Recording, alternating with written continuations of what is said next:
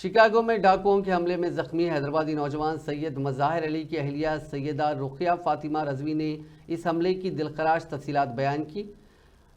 Media channels के साथ एक खुसूसी बातचीत में रज़वी ने कहा कि सफ़ाकाना डकैती 4 फरवरी को हुई, जब अली सुबह 1:18 के करीब उनके शोहर घर जा रहे थे। उन्होंने कहा कि उनके शोहर पर नामालूम हमलावरों ने बंदूक की नोक पर लूटने की कोशिश की।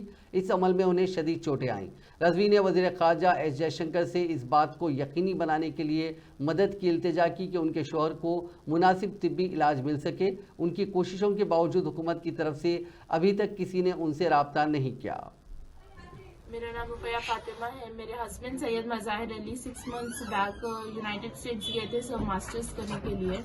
4 फरवरी को वो अपने घर लौट रहे थे, तो अराउंड 1 PM रात के 1 बजे 3 लोगों ने इनके ऊपर आके एक जानलेवा हमला किया है। गन से भी हिट करने की कोशिश की है। सो मेरे को 4 बजे के करीब मेरे एक फ्रेंड का कॉल आया कि मेरे हस्बैंड पर अटैक किया गया है, और 6 बजे के करीब मेरे पास एक व्हाट्सएप वीडियो आया जिसमें ये बहुत बुरी तरीके से इंजर्ड थे और बहुत ज़्यादा उनको खून बह रहा था। उसके बाद से मेरी इनसे ज़्यादा बात नहीं हुई है। बहुत ज़्यादा मेंटली और फिज़िकली डिस्टर्ब है फिज़िकली बहुत ज़्यादा डैमेज्ड है सर। तो मैं रिक्वेस्ट कर रही हूँ हमारी गवर्नमेंट से और मिनिस्ट्री ऑफ एक्सटर्नल अफेयर्स से कि जल्द से जल्द कुछ उनके लिए लीगल एक्शन लिया जाए और मेडिकल हेल्प और मेंटली भी हेल्प, मतलब एक कुछ काउंसलर या कुछ डॉक्टर से उनकी हेल्प ली जाए। और मैं ये भी रिक्वेस्ट करूँ कि एक इमरजेंसी वीज़ा लगवाए मेरा और मेरे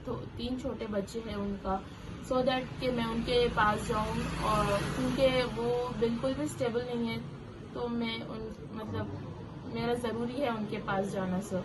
तो वहाँ कोई आपके रिलेटिव ऐसा है जो उनको असिस्ट कर सके? नहीं, मेरे कोई रिलेटिव्स नहीं है, बस वो 1-2 रूममेट्स है सर, उन्हीं के साथ है। और वो लोग का भी कॉलेज है, तो उनके कोई टेक केयर